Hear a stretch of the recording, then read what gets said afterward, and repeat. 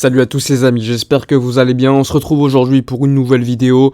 Alors, c'est pas le meilleur moment pour parler du Barça, on est d'accord. Mauvais résultat à l'Inter, j'ai pas voulu te faire de vidéo d'après-match parce que franchement, je voyais pas forcément l'intérêt de réagir à chaud.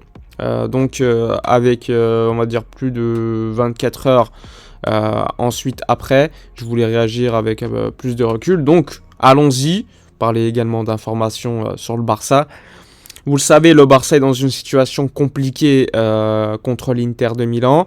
L'Inter va probablement, s'il gagne contre Viktoria Pilsen, eh bien, va se qualifier pour la suite de la compétition. En cas de match nul, le Barça aurait encore une chance, mais il faudrait gagner contre le Bayern Munich ou faire un match nul et gagner contre le Viktoria Pilsen en espérant qu'au lors du dernier match, l'Inter ne gagne pas contre le Bayern. Donc ça risque quand même d'être très très compliqué. Il faut que l'Inter ne gagne pas au moins des deux matchs restants. Donc ça va être très compliqué. Et donc, eh bien, cette potentielle qualification en Europa League, eh bien, elle a des conséquences. Elle a plus de conséquences au niveau de l'image qu'au niveau économique. Et je vais vous dire pourquoi. Alors, comme vous le savez, le FC Barcelone, lors de cette saison, avait bien budgété environ 1,257 milliards d'euros de budget, de revenus donc. Et évidemment, le Barça prenait en compte notamment l'arrivée en quart de finale de Ligue des Champions et la victoire en Liga. Ça, c'était dans ce qui était dans le budget prévisionnel. C'est-à-dire que si tu n'arrives pas en quart de finale de Ligue des Champions, eh bien, par rapport au budget, eh bien, tu n'atteindras pas les sommes attendues. Néanmoins, les sommes attendues pour arriver en quart de finale de Ligue des Champions, par rapport au fait que le Barça, eh bien, vraisemblablement ne va pas se qualifier, on parle d'un manque à gagner de 20 à 35-40 millions d'euros. 20 à 40 millions d'euros. Sachant que ça peut également diminuer en cas de bonne compétition, enfin bon parcours en Europa League. Ça peut arriver jusqu'à moins de 15, moins de 10 millions d'euros de manque à gagner au total si on gagne l'Europa League par rapport aux revenus attendus si tu étais arrivé en quart de Ligue des Champions. Donc à la fin de l'histoire, il y a 40 millions d'euros de manque à gagner suite à cette non-qualification probable pour la suite de la Ligue des Champions par rapport au budget prévisionnel.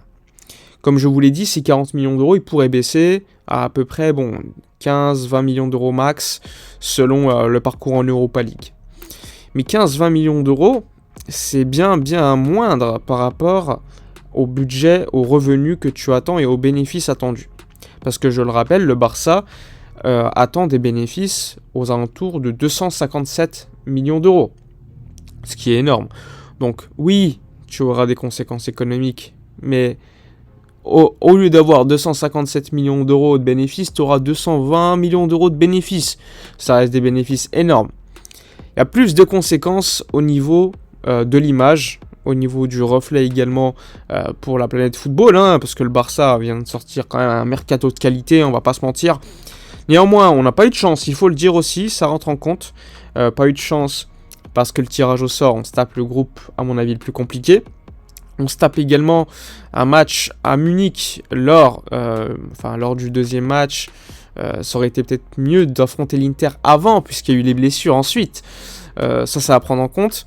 L'arbitrage également, que ce soit à Munich ou encore à Milan. Mais ça ne justifie pas non plus le mauvais match effectué contre l'Inter en seconde mi-temps. Même s'il y a des circonstances à prendre en compte.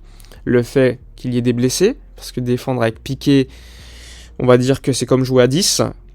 Il a pris un bouillon tout le match, on le savait déjà. Le fait de jouer avec Busquets en Ligue des Champions en 2022 comme titulaire, pour moi, c'est une erreur. Mais je l'ai déjà dit maintes et maintes fois. Après, si les gens ne veulent pas comprendre, chacun son avis, on ne peut rien faire. Et ensuite, je considère que le Barça, malgré ces circonstances atténuante, on va dire, aurait dû quand même faire un meilleur résultat contre l'Inter, aurait dû gagner. Il n'y a pas d'excuse à avoir. Tu ne peux pas prendre 3 buts à domicile contre l'Inter de Milan sur de telles occasions. Mais bon, ça nous a permis également de voir que Ter Stegen était revenu à un niveau plus qu'acceptable. Ça nous a permis également de voir, si certains en doutaient encore, que Busquets et Piqué n'avaient plus le niveau pour le FC Barcelone dans les grands matchs. Surtout, en plus, ce qui m'a énervé, c'est de voir les déclats d'après-match de Busquets, qui considérait que le Classico... Ouais, bon, le Classico, je suis pas franchement dans le mood pour réussir à performer là-bas, quoi. En gros, c'était ça. Comment tu peux être capitaine et dire ça? Franchement, ça m'a beaucoup énervé. Je considère de toute façon que dans cet effectif du Barça, il y a pas mal de joueurs qui potentiellement seraient titulaires à peu près dans la plupart des grands clubs européens. Pour moi, je vais vous les citer. Pour moi, Lewandowski, Pedri, Frenkie de Jong sont des joueurs qui peuvent jouer dans tous les clubs européens. Ter Stegen, pour moi, avec la saison qu'il fait, a le niveau d'un des meilleurs gardiens du monde. Certes, il sort d'années compliquées, mais en ce moment, il est quand même très très en forme. Tu as Koundé, Araujo, qui eux aussi sont des joueurs de haut niveau et défensivement très solides. Néanmoins, on ne les avait pas pour ces matchs. C'est à prendre en compte. Après, tu as des joueurs de qualité. On ne peut pas leur enlever cette qualité. Dembélé est un joueur avec énormément de qualité en dribble. Mais il ne peut pas être l'option numéro 1 de ton équipe pour créer des occasions. Ça doit être le milieu de terrain. J'en avais déjà parlé lors d'une vidéo, mais certains commentaires m'avaient dit, bon, non, tu dis n'importe quoi, le milieu de terrain est dominant, la possession, bref. Moi, je considère qu'on donne trop l'initiative des actions aux ailiers. Rafinha est un joueur de talent, mais il ne peut pas non plus être le joueur qui doit créer. C'est un joueur qui a également cette possibilité d'avoir la dernière passe. On l'a vu, il est capable de faire beaucoup de choses sur le but. D'ailleurs, de Dembélé, c'est lui qui a l'initiative, par son travail défensif, par sa passe pour Sergi Roberto. Mais normalement, le boulot principal pour créer des actions vient des milieux de terrain. Et néanmoins, lors de ce match, et lors de matchs passés, parce que ça date pas que de ce match, je pense que les milieux ne créent pas assez, tout simplement. Gavi est un joueur de grande qualité, très jeune aussi. Et je pense qu'il ne doit pas être titulaire actuellement dans un Barça compétitif. Il a le temps, il ne faut pas oublier qu'il a que 18 ans. Un peu comme Pedri qui me semble à 19 ans, mais Pedri pour moi est un joueur tellement au-dessus de la norme que lui peut jouer partout. Gavi, lui, est un joueur de grande qualité, un travail défensif énorme, capable de beaucoup de choses. Néanmoins, je trouve qu'il n'est pas encore prêt, il n'a pas encore cette expérience pour prendre le ballon à son compte, le jeu à son compte, faire le jeu. Sachant qu'en plus de cela, vu qu'on le fait jouer relayeur gauche, qui est son meilleur poste, eh bien, Pedri est obligé de passer à droite, alors que son meilleur poste à Pedri, c'est également relayeur gauche. Donc ça aussi, c'est un petit problème. Il y a également concernant Gavi, attention, Gavi est un joueur d'une grande qualité. Dire que Gavi a des points faibles, ce n'est pas dire qu'il est nul, attention. Mais je pense que dans un Barça compétitif, il ne serait pas titulaire. Ce serait un joueur qui rentrerait à la 60e minute pour amener beaucoup de choses, qui serait titulaire lors de certains matchs également pour faire tourner. Mais le voir titulaire, pour moi, déjà c'est un avis que je porte depuis pas mal de temps. C'est pas un avis que je porte seulement sur le match de l'Inter. En plus, contre l'Inter, il n'est pas si dégueulasse que ça. Même sur certaines actions, on le voit en difficulté physiquement, notamment sur un contre où il y a Barella qui le bouge, quoi. Mais globalement, c'est un joueur d'une grande qualité. On n'a pas de vrai latéral gauche pour l'instant. On n'a pas de vrai latéral droit. Quand je dis ça, attention, Baldé est un joueur d'une grande qualité, mais qui reste encore très jeune. Qui, comme Gavi, ne serait pas titulaire dans un Barça compétitif, qui rentrerait peu à peu. Et c'est normal, c'est des jeunes, c'est normal.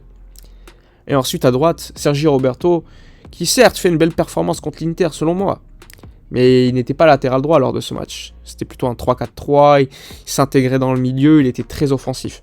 Mais on n'a pas de vrai latéral droit, on est obligé de changer de dispositif et passer dans le 3-4-3, puisque on a pas mal de blessés. Donc ça, c'est pas mal d'éléments à dire, à prendre en compte, beaucoup d'éléments pour critiquer cette équipe du Barça. Et je pense que la direction a compris, je pense que la direction le sait, que Piqué c'est fini, que Alba c'est fini, même s'il n'a pas joué contre Inter, que Busquets, c'est fini, enfin j'espère qu'ils l'ont compris. Et donc, lors du prochain mercato, il faudra bien bosser, recruter un top latéral, à droite et à gauche, prendre un top numéro 6, c'est très important, ne pas se tromper. Et évidemment, je pense qu'on pourrait également travailler sur les ailes. Ansu Fati est un joueur d'une grande qualité lorsqu'il est fit. Aujourd'hui, c'est un joueur de banc, c'est pas un joueur qui a vision à être titulaire à court terme. À moyen terme, lorsqu'il aura repris confiance, en lui-même physiquement, là, on pourra juger plus sérieusement. Pour l'instant, on lui laisse du temps et on verra bien. Donc voilà pour le débrief de ce match contre l'Inter, contre les répercussions également économiques, plus au niveau de l'image selon moi. Lors du Classico, vous avez vu un Classico ce week-end, ça va être très très chaud. Au Bernabéu, on arrive dans une situation compliquée. On a un calendrier, mais alors un calendrier tellement difficile, ça va être compliqué aussi. En face, il n'y aura pas Thibaut Courtois normalement. Pour l'instant, il est très probable qu'il soit absent. Défensivement, peut-être un retour de Jules Koundé. Est-ce que Koundé va jouer comme faux latéral droit, comme on l'avait vu lors de matchs précédents, ou en défense centrale avec, je ne sais pas, Eric Garcia, puisque Christensen, qui faisait une belle saison aussi, encore une fois est blessé. D'ailleurs, en parlant d'Eric Garcia assez rapidement, Eric Garcia, globalement, son début de saison, je le trouve très intéressant. Néanmoins, je pense que lorsqu'il est aligné avec un mec comme Piqué, qui a un petit peu le même profil que lui, je pense que ça ne marche pas, parce que Eric Garcia reste un joueur qui n'est pas fiable défensivement. Il peut se faire prendre assez souvent, et dans cette situation, on est en difficulté. Mais au niveau de la relance, il n'y a rien à dire. C'est un mec qui, pour moi, est peut-être le meilleur de l'effectif, avec Koundé et Christensen au niveau de la relance. Mais un défenseur, c'est pas qu'au niveau de la relance. Il y a aussi l'aspect défensif à prendre en compte. Et quand à côté, tu n'as pas un Araujo qui est très solide sur l'homme, ça peut être très compliqué pour lui. Donc ça, c'est pour moi l'élément également à prendre en compte. Donc voilà. D'ailleurs, pour le Classico, on aura un maillot floqué, enfin, il n'y aura pas Spotify, mais le logo OVO, qui est le label de Drake. C'est Spotify qui l'a décidé en hommage à Drake qui a dépassé les 50 milliards de streams sur Spotify. Ça fait partie du sponsoring Spotify qui chaque année aura maximum la possibilité de mettre en image, enfin en valeur 3 artistes qu'ils veulent en fait, 3 artistes. Donc là, le premier sera bien Drake. Enfin bref, voilà pour le débrief de toute cette situation actuelle. Dites-moi dans les commentaires si vous partagez ou non.